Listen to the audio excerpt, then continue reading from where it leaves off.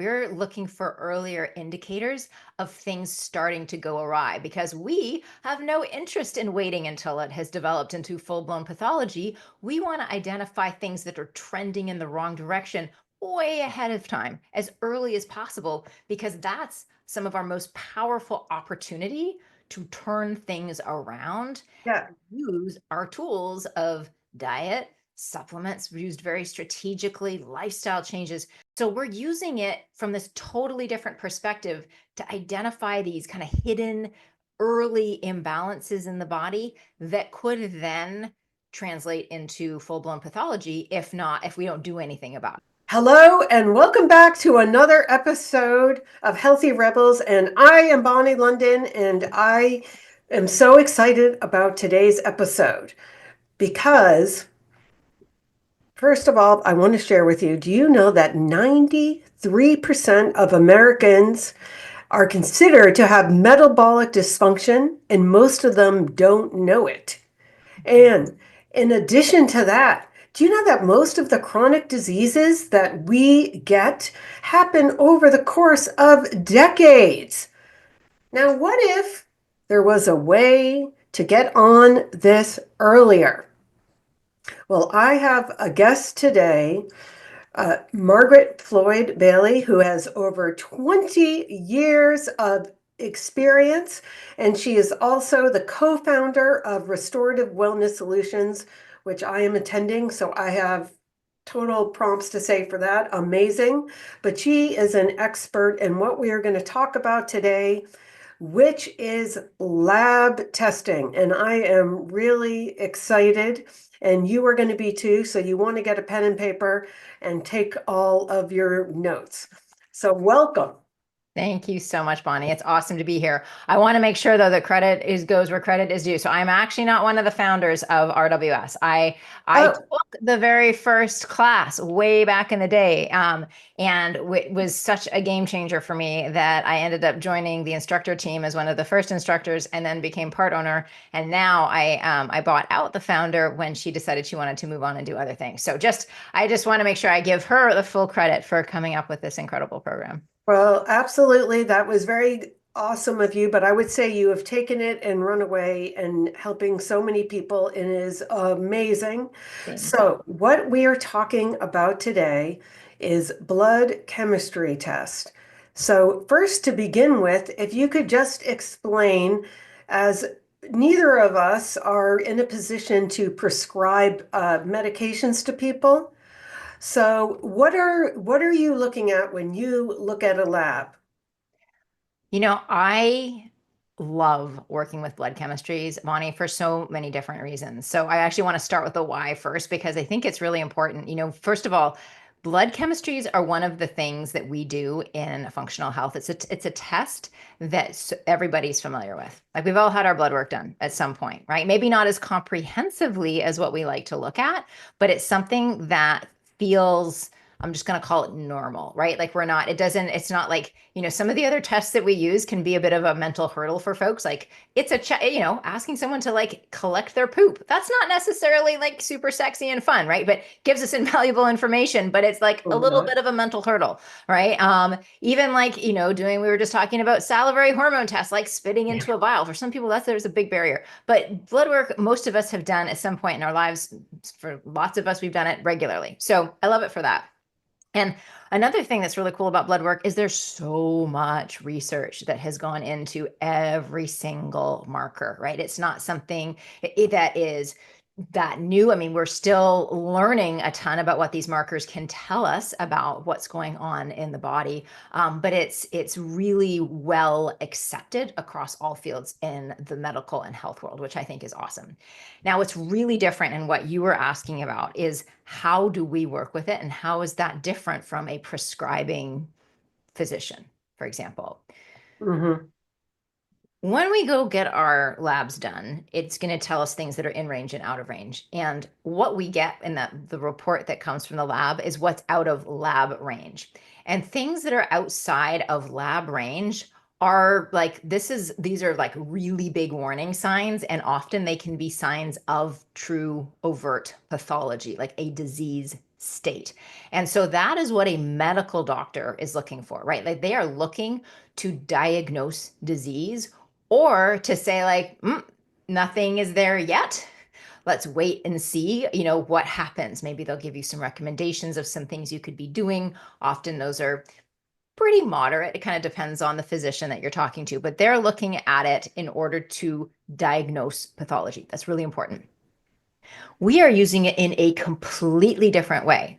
First of all, we're using it with totally different ranges. So our ranges are often a lot narrower than what the lab range is. So when we're talking with clients, we're saying, while this hasn't been flagged from the lab, we're starting to see early signs of imbalance. And that's a really key piece of it. We're looking for earlier indicators of things starting to go awry because we have no interest in waiting until it has developed into full-blown pathology. We want to identify things that are trending in the wrong direction way ahead of time, as early as possible, because that's some of our most powerful opportunity to turn things around. Yeah. Use our tools of diet, supplements used very strategically, lifestyle changes. So we're using it from this totally different perspective to identify these kind of hidden early imbalances in the body that could then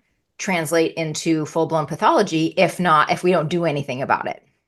Right. I just wanted to give a good example for people to think about, because also another issue is when you go to your doctor, a lot of them are not doing all of the labs. Yeah. For example, if you just look at the fasting blood glucose, I feel like that is a great example because they will wait until it gets to a certain level. And many of them aren't even doing it's called the hemoglobin A1C, which is a marker over the course of 3 months, which is certainly better. But unless there's a concern, you might not even get that, right? So I think glucose is probably like a good example of this. 100%. And it's interesting, I listened to a podcast. It's not a health related podcast, but we were interviewing, I'm totally forgetting the woman's name, but talks a lot about sort of the over prescribing and the over diagnostics that are happening. And it's an interesting because I'm going to pick up on this sugar management because she's like, people are being told they're pre-diabetic left, right, and center.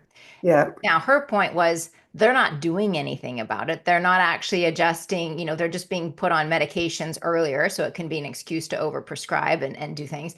And it hasn't improved health outcomes. I want to really differentiate. What we're talking about is identifying patterns ahead of time so that we can make changes and absolutely change health outcomes. So the data is really invaluable only if you use it.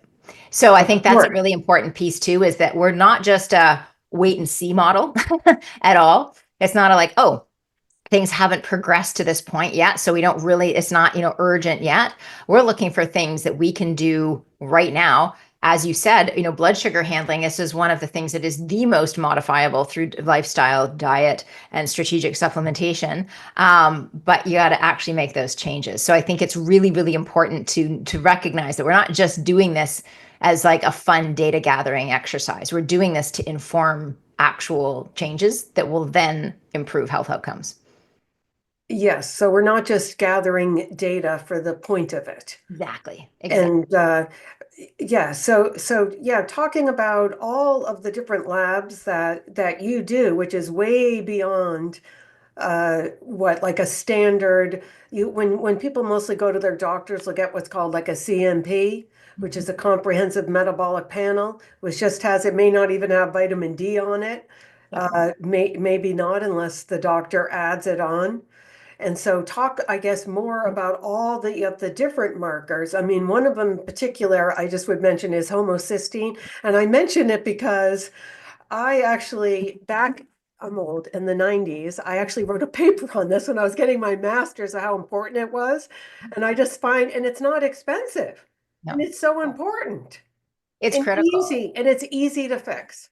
Yeah, well, so let's just go kind of category by category and we can talk. I don't know if I'll be able to do all of them from memory, but let's talk about, for example, cardiovascular risk and what is typically included, and then what are actually much more meaningful and helpful markers that you can really do things with. Perfect. Yeah, So this an is huge, still the number one killer. So 100%, still the number one killer. And what are we using? We're looking at a basic lipid panel.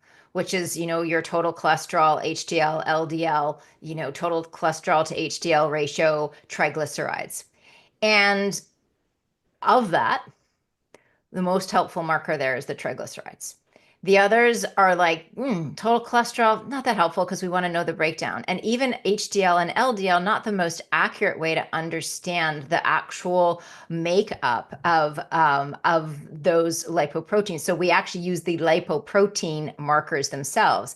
So we have the apolipoprotein A1, the apolipoprotein B2. These are much more accurate markers that will give us a much better sense of true cardiovascular risk. So that's one piece of it, is actually looking at the appropriate lipid markers.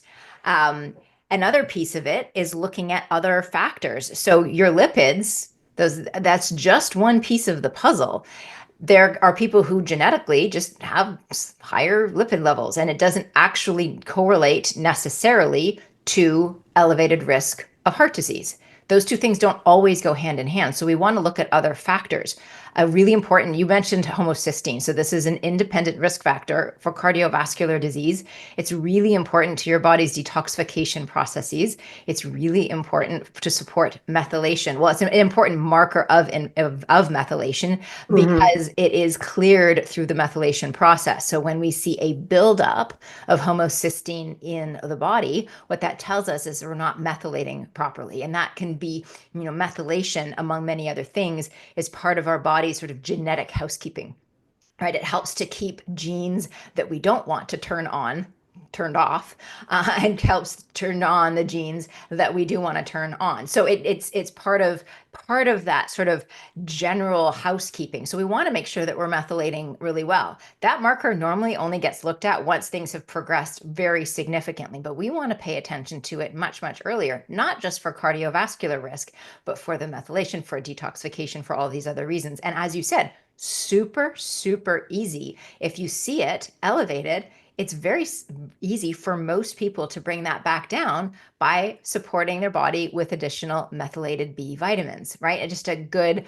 So can you explain a little bit about why we now understand to use the methylated forms of the B vitamins versus, just as an example, I had someone today going over her labs and she's like, well, my B12 is so high, and explaining how that it's not the same marker. Like the homocysteine shows the functioning. Exactly. So B12, and there's certain nutrient markers we actually don't test for because they can be so dramatically informed by what you just ate, right? So a B12 marker in and of itself, not that helpful, because if you took a supplement or you ate a certain way, like it's gonna bop around so significantly, and it's not actually telling you whether your body's able to use the B12 that's in your blood. It's just telling you that there is B12 in your blood. And we can definitely have situations where that B12 marker is really high, and yet we're showing a need for methylation support. So what we do is we want to supplement with methylated B vitamins. We're thinking specifically here of the B12, of folate, which is that B9. The methylated form is much more bioavailable. Your body doesn't have to do nearly as much work to convert it. And if there's any kind of, if you're struggling in any way to support that methylation, you're just able to do it much more directly with a methylated support as opposed to just sort of regular B vitamin. Now, I'm going to just mention here, not everybody tolerates them. So you might be listening and thinking, well, I've tried methylated B vitamins and I had these crazy reactions. If that's the case, there might be some other pieces at play. This is a really good time to work with a clinician to troubleshoot that. Sometimes, bringing in a little glutathione beforehand can kind of ease things in. It really depends from person to person. But we like to supplement with that methylated B version. Another way, just while we're on the topic of Bs, one of the ways that we look and assess for that B vitamin status as well is to look at part of that CBC, the complete blood count.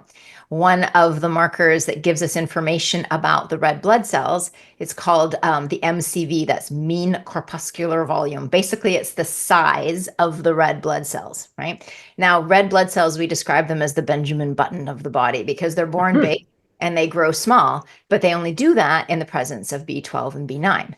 And so what happens is if you're seeing elevations in that number, that tells us that the red blood cells are too big, which we can then kind of extrapolate from that and wonder, is that because there's not enough B12 and B9 in order for them to quote unquote grow small, right? So there are these indirect ways for us to assess whether those nutrients are actually doing what they need to do in our bodies, rather than just looking at, are the nutrients there? Because the nutrients being there is just one piece of the puzzle. We need to make sure that they're actually in a form your body can use and work with and do what they need to do. Yes, no, this is amazing. And I want to go back to the other conditions that we look at in the blood chemistry panel. Well, even with cardiovascular, another really important one would be that high sensitivity CRP, so C-reactive protein, Yes, an inflammation marker.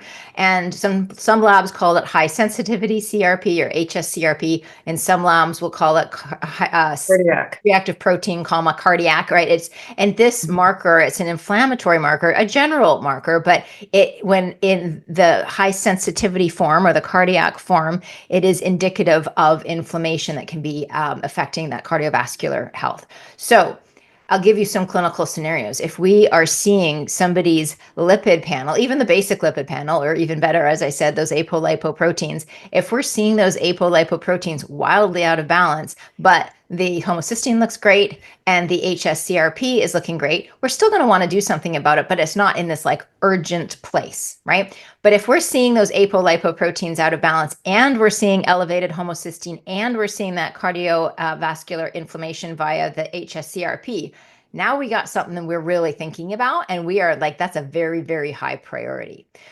So that's just some examples. There's a lot of clinical nuance here. So this is, I definitely recommend, this is not one of those like DIY things just based on this Right. conversation.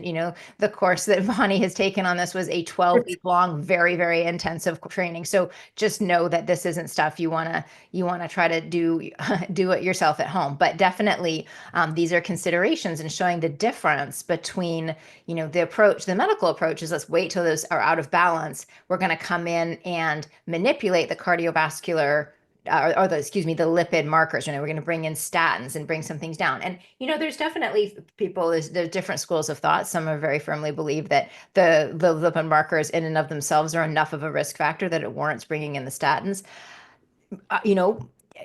Maybe in some cases 100%, maybe particularly if there's a high genetic predisposition to heart disease, that can be an important strategy, but it's not the only strategy.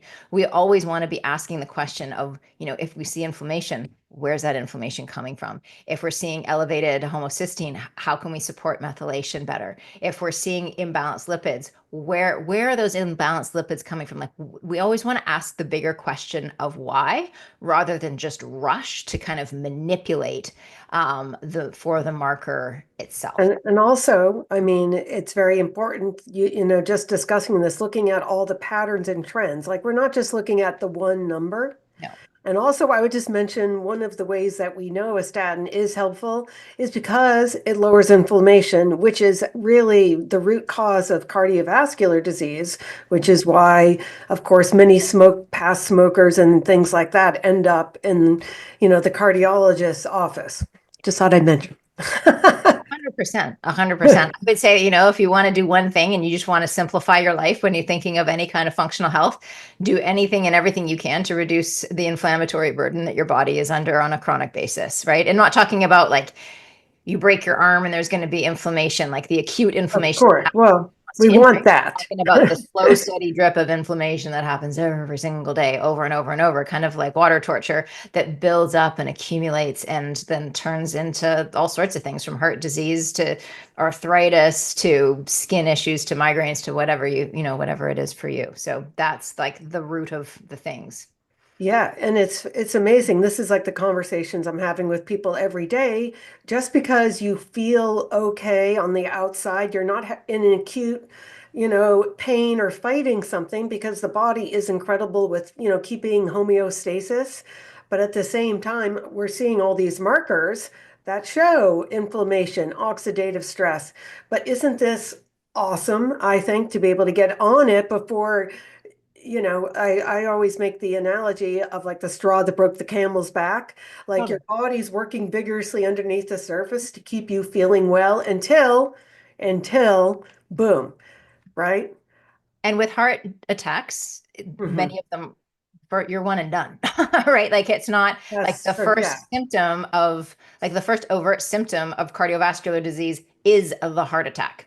That is not a situation you want to find yourself in. I have had, so, my specialty clinically has been autoimmune disease. And so the vast majority of the clients who come to me originally are women, often moms.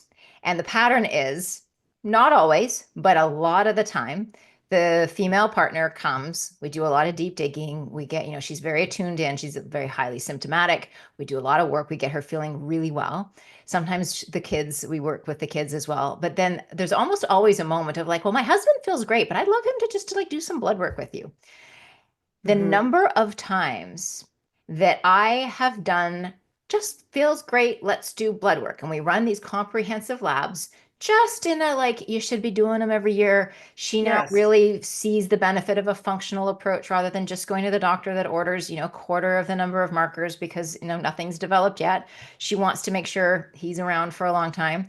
We do the labs and we're like, oh goodness, this would be a heart attack. Right? I can't predict, I can't say guaranteed, but the number of times I look at the husbands so healthy from the outside, right? Lean, Yep.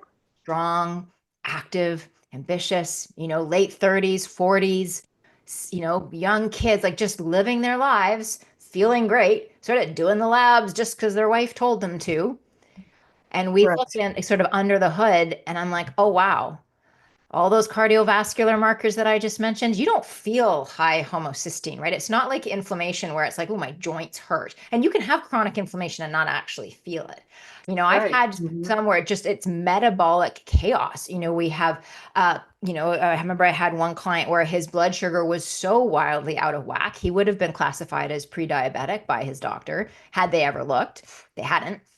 His lipids were so wildly out of balance, as was his homocysteine was through the roof. His high sensitivity CRP marker through the roof. Liver enzymes really elevated. I mean, it was a scary piece of blood work. If you could And just no hand idea. that to me, no idea. And if you had handed that to me, Bonni, and you said, who, like, describe this person based on their labs, give me the profile, I would have described them like, well, it might probably smokes, really doesn't eat very well. Like, I would have had a very specific description, and that is not what these people were. And then we're able to, it's so good that we have this data because then we can get in there and make these interventions that they wouldn't have made if they didn't have that data in front of them. We make those changes and then we test their labs 6 months later and it's a totally different picture. Now the insides match the outsides. And now their eyes have been opened to the importance of this. And I feel this wave of relief knowing that we caught this and it wasn't a very different phone call a few years down the road because Right. it It's could very amazing be that. because I'm sure everyone has heard stories where someone was Okay. fine. Oh, they were healthy, they So healthy. exercised, and then all of a sudden, no. And I actually have to say, I'm very happy. I've had several clients come to me who are completely healthy and just wanted to Yeah. women, I'll say. But I'm just saying occasionally a man, but that I'm like, you are like the perfect client because this is the time to get in on this when nothing is happening where you're now racing back to get back to baseline, Yeah. right? 100%. And I'm going to say with the whole preventative thing, I love the idea of prevention. It's the hardest thing because people don't want to make the changes until they feel like there's a reason, right? So one of the things that labs can do is even if you feel great, is show you that The there is numbers. actually some urgency here and that these changes really are warranted. This isn't just like moving things around in the diet for the sake of moving things around or like loading you up on supplements just because. It's got nothing to do with that. It's really about making sure that you're staying ahead of things and correcting imbalances before they turn into full-blown pathology. And it's so much easier to do when you can do it ahead of the game, but it's not easy to do if you don't have the information for it, if you feel good. It's really, somebody who's struggling with severe autoimmune disease or digestive issues or hormone own complaints, like they've got a lot of reasons to do this work because they feel absolutely miserable. They've probably tried a bunch of other things that have not worked. So they're like ready for what works. But if you're feeling fantastic, it's a pretty hard sell to like let go maybe of some of your favorite foods and to take a bunch of supplements that you don't want to take. So I think that blood chemistries can be a really important and powerful tool to really make that prevention a priority. Yes, because how much more powerful are we when we are being proactive rather than reacting to what happens? And I have to say, the past year with with AI and Mhm. everything that's happening, I think that this is going to become, I have this vision of the future of this self-testing becoming bigger and bigger. Yeah.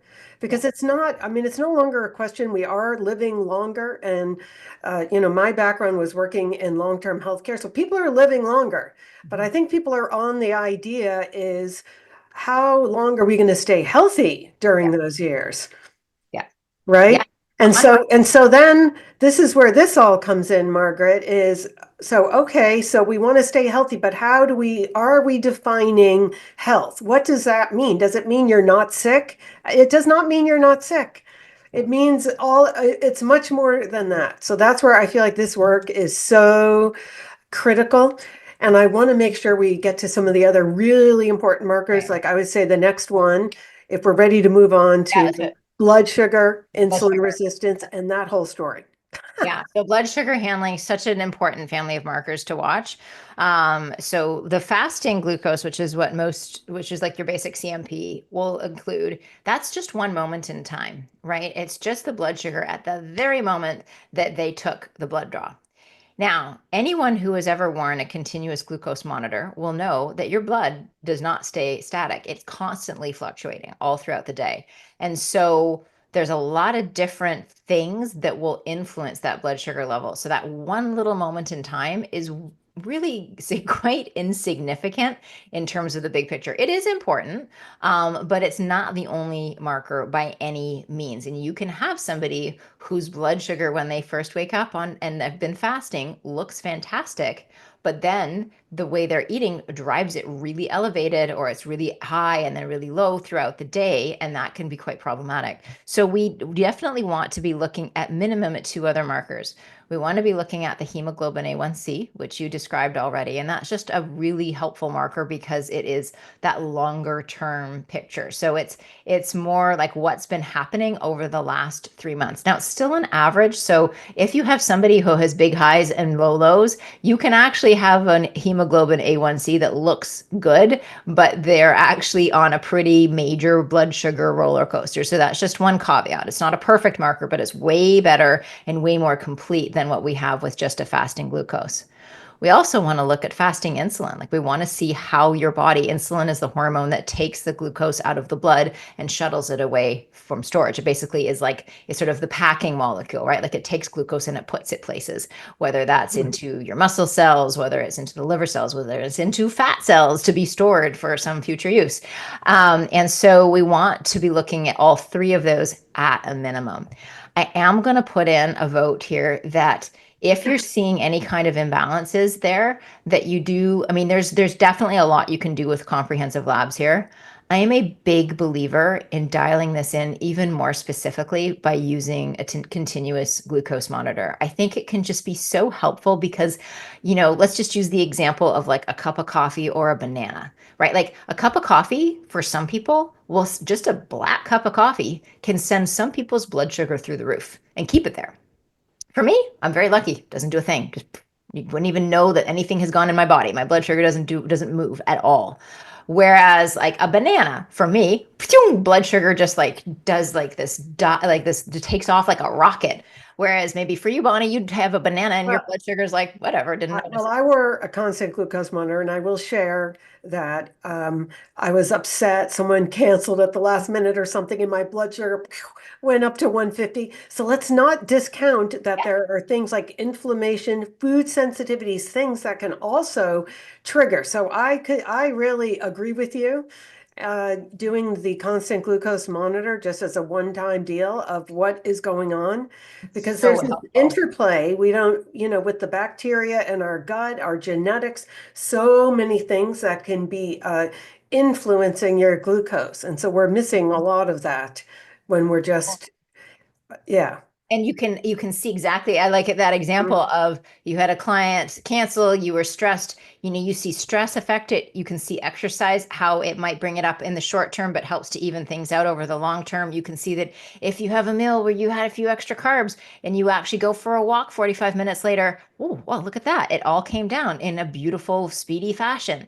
You can see what happens if you don't have a good night of sleep. You can see what happens when you travel. So it's really, really helpful to get very specific to what's going on in your body. It's not, some people would critique it and say this is all going to turn into sort of this crazy hypervigilance. And yes, you need to manage yourself that you don't Yeah. let it become this, like, No, I think 2 to 4 weeks. I'm not into doing it for years. I think 2 to 4 weeks would be enough data to really like personalize what works, doesn't. No, I think even the scale, everything, I think it can be a little much, especially as I was mentioning earlier, as we're really coming on this AI where we're going to have implant. I mean, I don't know, like everything can be monitored basically. yeah, And I think it can be amazing, but let's not go cuckoo. But I would like to go back and talk a little more about yeah, insulin because, yeah. I always like to talk about the fact that one of insulin's job is keeping that glucose and that A1C low. So Mhm. it can be going up behind the scenes Mhm. for years without anyone knowing, and that we really should be testing this. I mean, that's really the problem, as we get into diabetes and what happens to insulin behind the scenes. 100%. So yeah, as I said, insulin is that hormone that's basically shuttling this glucose out of the blood and storing it in places, moving it into the cells for use. And so what we can see is you might be consuming more glucose than your body can handle, but your body's also producing a ton more insulin to be able to like stuff it in places. So maybe your glucose looks great, but your insulin is getting higher and higher and higher. And when we see elevated levels of glucose over the long term, it's highly inflammatory. It has a whole cascade of impacts on your overall endocrine system. So that's your hormones. It can really throw hormones out of whack. It can be, it's very stressful for your system. It's inflammatory. So we don't want to see, I mean, it's okay for the occasional. Yeah, I'm not somebody who's a purist. I think it's important to allow for indulgences here and there, but they should be the treat, not and the exception, There's not. room for cake here and there, There's absolutely. 100% room for cake. Are you But kidding me? but I'd also Not mention daily. that insulin resistance, which is what happens over time as we're producing all this insulin, this is linked with like one of the top risk factors for cardiovascular disease. 100%. I mean, these are the people that are in the cardiologist's office. So there's so much stuff way, way before something happens that we can get in on there. Totally. And the blood glucose is so easy, measurable, and right? Well, and let's also talk, I mean, not to bring up a highly controversial subject, but to bring up a highly controversial subject, like let's think about Sure. the pandemic. Who are the people who really struggled? I mean, part of the reasons why we saw so many deaths and so many horrifying outcomes from that was because we have a metabolically incredibly unhealthy society that we're living in. I'll just use the US as an example. I'm not going to talk about anything else globally, but in the US, our metabolic health is abysmal.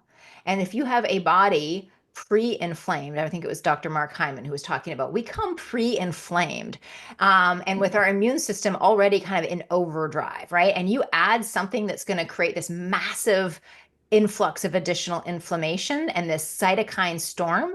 It's the tipping point, right? Like it's not that Exactly. we're these like thriving, healthy, optimal society. And I know there's going to be the exception, 100%. There's going to be that person who is in impeccable health and they struggle. I'm not trying to diminish that, but I'm saying the vast majority, we had incredibly poor metabolic health. And what that does is it weakens you significantly and it makes you dramatically more vulnerable to all the things, from the common cold to COVID to pneumonia to GI issues. I mean, it just makes makes you less Everything. I mean, your eyesight is related to blood glucose.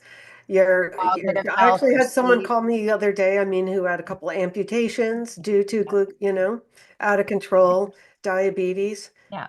No, it's really, we look at the dramatic increase of the numbers with Alzheimer's and age-related like significant cognitive decline is truly frightening, and that's not it's not accidental that they're starting to describe Alzheimer's as type 3 diabetes. There's an Yes. incredible relationship with blood sugar handling here. So this is really important to get a handle of, and the earlier Sure. you can do this, the easier it is to turn around. I mean, it can be reversed. It just gets harder and harder the more progressed it is. It can be reversed though, and it the faster your body will adapt, and then the earlier you do this, you sort of build in these new this metabolic flexibility that is so important to be able to maintain health in, and that health span, not just lifespan that you were talking about, where we want to Exactly. be, I want to live. My great grandmother lived to 101, and she was ate impeccably. No, I mean, she didn't eat processed foods, right? She ate real whole foods, and she was really active. She was telling jokes the day she died. She was just this spitfire. And I get that there's genetics to a certain degree, but it's also just like really robust health. And that's how I want to go. I want to be in really, really robust health, telling jokes to the folks in around me, and then just, go to sleep and not wake up. That sounds like a really much better scenario than alternative. So I think this stuff Well, is just vitally important for every single one of us to be thinking about, no matter how young. I saw a friend of mine who's a hormones doc. He did a thing the other day. People ask me all the time, when is it time for me to start thinking of, about aging? He's like, today. Start today. I don't care if you're 20. I don't care if you're 50. I don't care if you're 80. You start today. Like, you need to be thinking about this stuff now. The sooner you do it, the better and the easier it's going to be for you down the road. yes, no, I couldn't agree with you more, but the issue is, of course, always motivating people. So what I always try to say, point out, is like if you notice today what you're eating and how you feel better on a daily basis, like that immediate reward.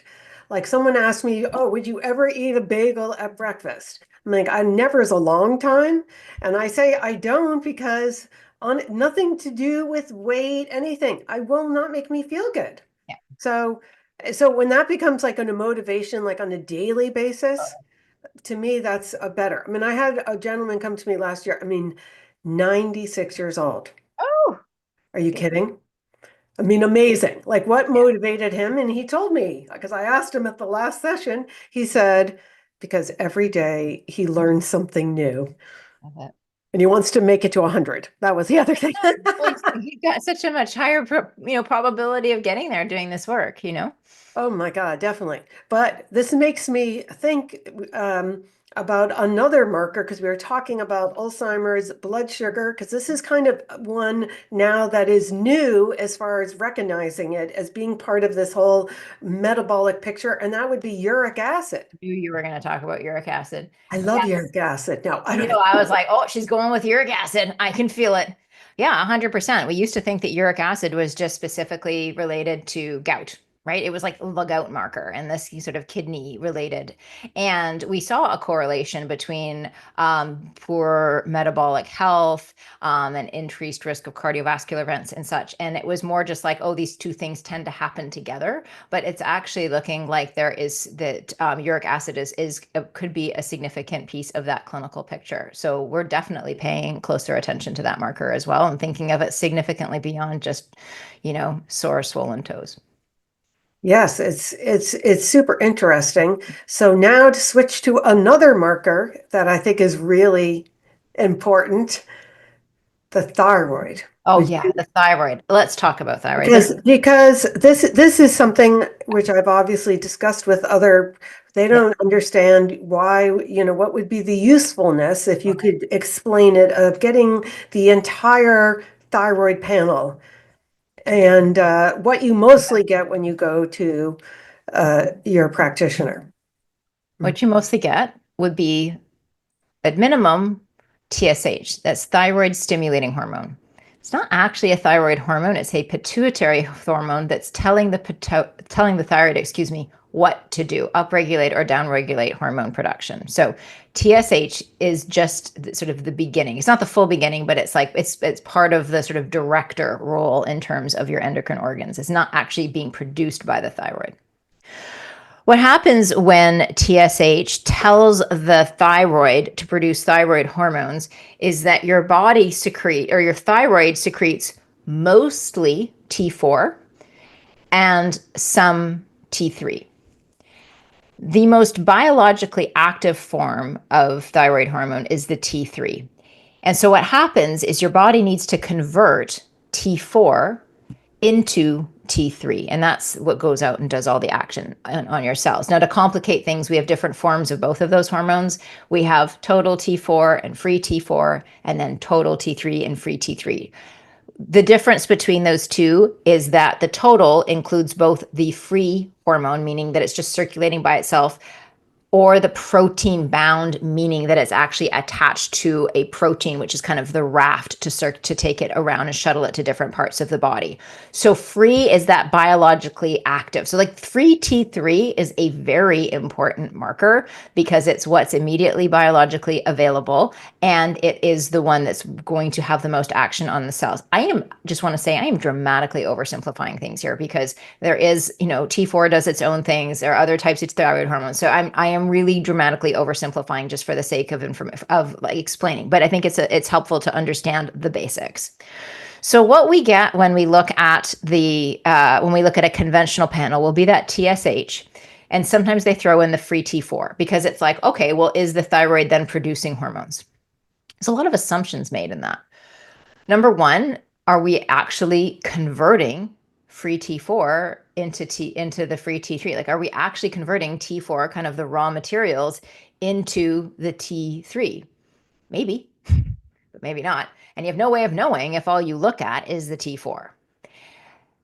Also, there's another whole process. There's RT3, that's reverse T3, and it's part of your body's ability to maintain homeostasis. So some of that thyroid hormone actually gets turned into this reverse T3, which is really an inactive form of the thyroid hormone.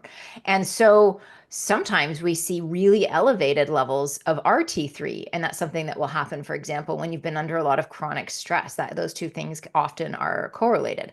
And that's like the body is sort of pushing this to this deactivated form.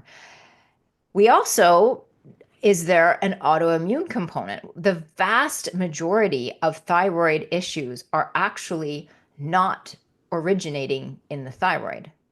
They are due to an immune attack on thyroid tissue that is then compromising the thyroid's ability to do its job.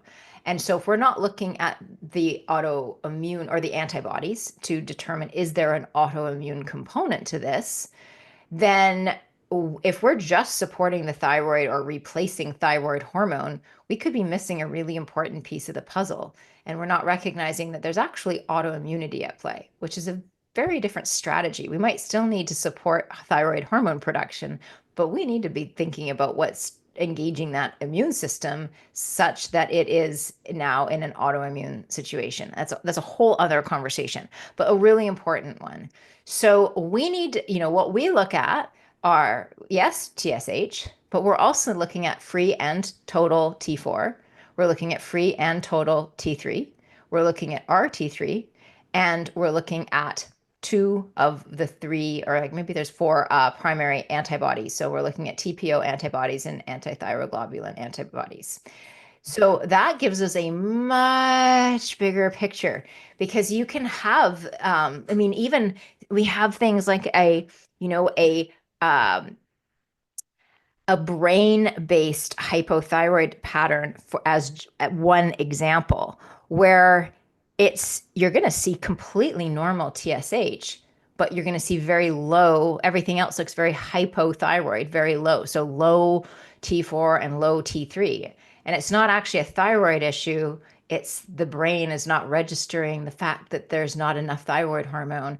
And so it's not sending the signal to the thyroid to produce more hormones. And that's a more completely different situation where we're looking at, well, what's stressing the hypothalamus pituitary axis that it's not actually signaling properly. So that's a whole other clinical consideration. So it does get complicated quickly, but you can Yeah, see how but maybe we could oversimplification also health. review some of the common symptoms, that people complain about. And then, so what I find so satisfying about doing this blood chemistry testing with people is because frequently they're told everything is fine, there's nothing wrong with you at all, like as though it's in their head. So then when you can identify stubborn weight gain, constipation, feeling cold, thinning hair. I mean, there's other ones, but those are some of the basic, kind of hypothyroid would be the big one. But the point is, there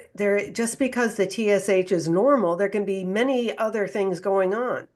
And then furthermore, with the Hashimoto's, that is one of the biggest causes. I mean, it can put you at risk for other autoimmune, not to mention if you get it earlier enough. I mean, it can be slowed down and even reversed with proper diet and lifestyle Yeah. changes. 100%. I'm a great case of that. I mean, I specialize in my practice in Hashimoto's. So we have tons of people coming in with Hashimoto's, and I have seen people turn that around completely over and over and over again. I've seen people on medications be able to get off of medications. I have seen them be able to do all the things. I think when you mention symptoms of hypothyroid, that's more common than hyperthyroid. Hyperthyroid definitely it's very serious, and it's definitely a thing. It tends to be the opposite of what I'm about to share. But hypothyroid, like you said, weight gain, and it tends to be a weight gain that's like, I'm doing everything the same, and in a month I put on 20 pounds. Like, it's big, it's fast, it's frustrating, it seems to come out of nowhere. This kind of bone chilling fatigue, in that, like, it's not just the like, my alarm went off, I don't want to get out of bed. It's like, I don't know that I can get out of bed. Like, it takes every ounce of, like, to get yourself moving. I mean, just all you want to do is like be on the couch. I've had so many clients that have come to me that have had to quit their jobs because they literally can't get out the door in the morning. Um, Oh my goodness. it can be Hmm. one of the less known symptoms, can be the loss of the lateral third of the eyebrows, which is always so interesting because people will be like, "Oh my gosh, that I know that." People will know that immediately if it's them or not. But thinning hair, dry skin, the constipation, the sluggish bowels, that feeling of just being really cold, no matter what you do to try to warm up. It's not fun. It's really not fun. And you can have these symptoms and feel just miserable, and then go to a conventional physician, have your bloods done, and everything looks normal. And that is really frustrating. And so, if you do now, you can have these symptoms due to other things as well. So that's important to recognize. Like, yes, Sure, absolutely. not Yeah. an automatic that everything I just listed here is definitely a hypothyroid But situation. we want to rule it out. I think that is the Need point. all the There, information. because you're right, it can be very complicated, which is another thing that, I think is really important is always considering someone's symptoms and what's going on with them. Like not Yes, everything has to be treated, but looking at that, but at least ruling this out. 100%. It's not that hard. It's not.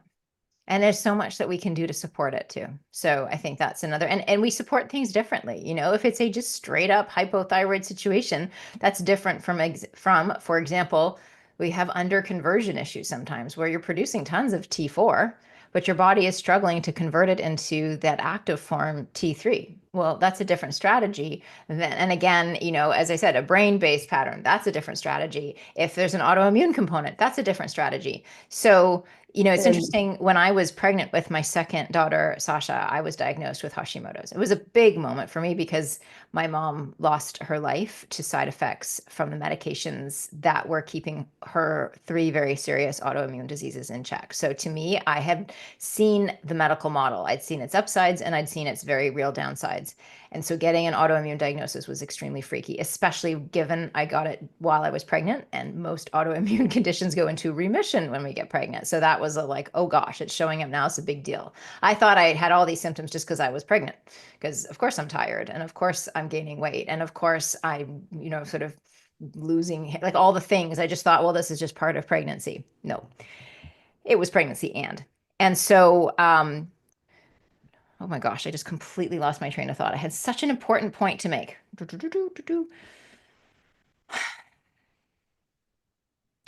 Well, oh yes. So I had all of these. I know exactly what I was going to make. So Okay. when I had the baby, I went Brain fog. Can I just say that? brain Brain fog. fog. Fog is also a major Okay, no symptom. one's going to believe that I've actually turned this around with that moment. There you go. You were just doing it. You were doing a little demo. Doing a little demonstration. This is what it looks like. Yeah. So when I was I just kind of went back there, like thinking of, I remember that conversation and seeing those labs. That was such a big moment for me. Anyways, after I had Sasha, and a few months later, we were doing some labs, and I remember I did the labs through the doctor as opposed to doing them through our own services, just because, we'd already used all the insurance. I could get it run that way. And I asked him to add in the antibodies, and he was like, "Why would I do that?" And I said, "Well, why would you not?" And he said, "Well, there's nothing we can do about the autoimmune component. We just give you more thyroid hormone." And I was like, "Oh, okay." Like they just don't, it's not that, I think this is something really important because sometimes in the functional space, we can be hypercritical of conventional medical model. And I think that we need to recognize that there's no ill intent and that nobody's out there trying to intentionally keep information from you. But if they don't believe that there's anything that you can do about it, because they have been trained that there's nothing you can do about it, what you do with Hashimoto's from a medical perspective is replace the hormones that your thyroid can't produce anymore. It's very simple. But who cares about the autoimmune? We just assume it's still there. We're not going to do anything about it. But from a Right. functional perspective, we have a very different perspective. There's a lot we can do about it. And we can actually really get to the root of what is stressing out that immune system. And we can identify those things and remove those things and actually support the immune system to re regulate and not continue attacking self for the very reason that you talked about. Not only will it be helpful for your thyroid, but one autoimmune begets another. And so you're at a far greater risk of subsequent autoimmune disease processes if you have one that you have not actually addressed. And simply shutting down the immune system, suppressing inflammation, and substituting, thyroids, that doesn't actually address the root of the issue. It can stop symptoms. It doesn't always, but it's not actually really getting to why this happened to begin with. And that's a really big difference between what we're doing here in the functional space and the conventional model is we're just constantly and rather obsessively asking this question, well, why? Why did this happen? Why did this happen? What can we do to restore balance systematically so that the body can do what it knows how to do? I really believe that our natural predisposition is to thrive. And if we're not thriving, something's getting in the way of that. So our work is to identify what's blocking our body's ability to thrive, what is imbalanced. Let's correct those imbalances. Let's remove sources of inflammation and toxins and the stressors and all those things. And it's amazing the kind of healing and recovery that we can see when we do that. I love it. And I know that we are kind of running out of time, but I just want to make sure because there's a few other things on just a simple blood chemistry test that can be very helpful. Like even indications of how your digestive system is functioning, as an example, in kidneys. I feel like just to touch on that for a moment as we are wrapping up here, because it just to me it's just I loved learning about this so much and really being able to help people in a different way just from a simple blood chemistry test.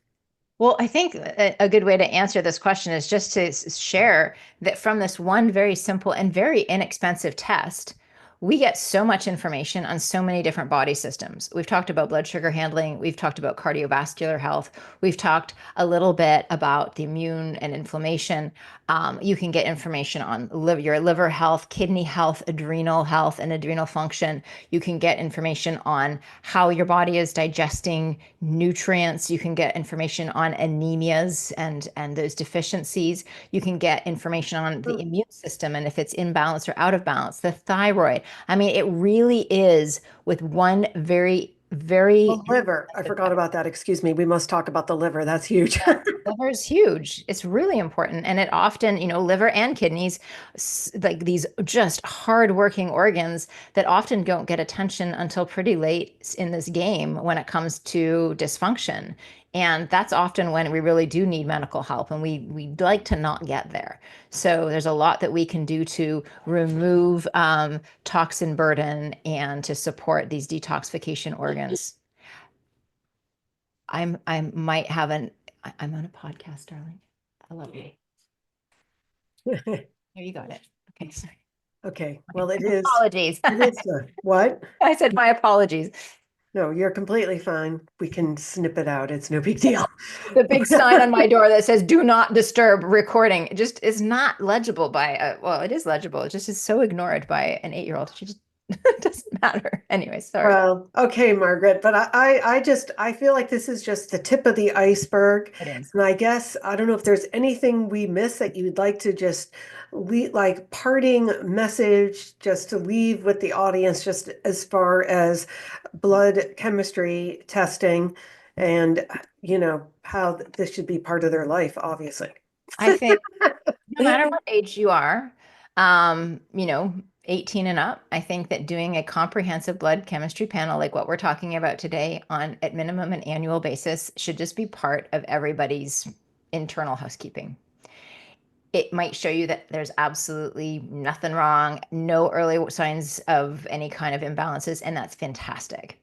It will probably show you a couple of little things that you can be doing. It can inform your supplement protocols. So we didn't talk about vitamin D, but it can make sure that your vitamin D dosing is correct. It can make sure it can help you. There's a million and one different great supplements out there, and figuring out which ones your body needs in the moment can be really challenging. And so rather than getting lured in by marketing, you can actually understand what's going on sort of under the hood and make more informed decisions about any kind of supplemental needs your body has right now to perform at its best. You can get ahead of things if something is some kind of imbalance is starting to develop and you don't want it to turn into pathology. You can get ahead of things. So I really think that really no matter how you feel right now, no matter your age, as long as you're 18 and up, I just think this should be part of everybody's annual just internal housekeeping is the way that I'll put it. And working with somebody who really understands how to navigate the nuances of this test, I think that's very, very important, because sometimes we run the tests and we see some things that are scary and does require medical intervention. And sometimes that kind of stuff doesn't come with a bunch of symptoms. So it can be really helpful at alerting you to things ahead of time on all the levels. Well, thank you so much. This was so informative. And so I hope that people are now inspired to go get this done. And hopefully you're feeling good, because to me, that is the best time to do it. But if you're not, things can be helpful too. So there you go. Well, thank you. So much, Bonni.